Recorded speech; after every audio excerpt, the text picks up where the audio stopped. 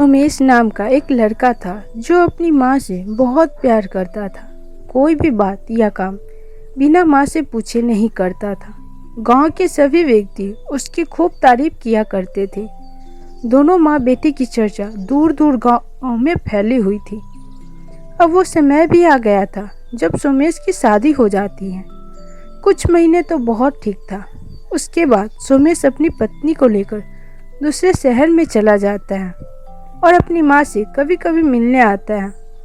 अब तो बूढ़ी माँ को अकेले ही रहना पड़ता था। अब वो अक्सर रोती ही रहती थी। अब तो शायद उसकी खुशी के सारे दिन भी छिन गए।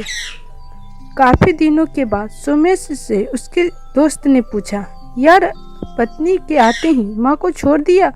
सोमेश ये सुनते ही जी भर कर रोया और बोला, तुम्हें क्या बताओ यार, मेरे ना रहने मेरी माँ की भलाई है।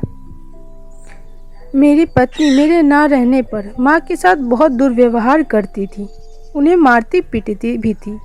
मुझे ये सब कुछ पता नहीं था, मगर एक दिन माँ ने रोते हुए कहा, क्या तुम्हें एक जिम्मेदार लड़का बनाया है और तुम हमारी बहू का ख्याल रखना और मुझे अब इस घर से जाने दे।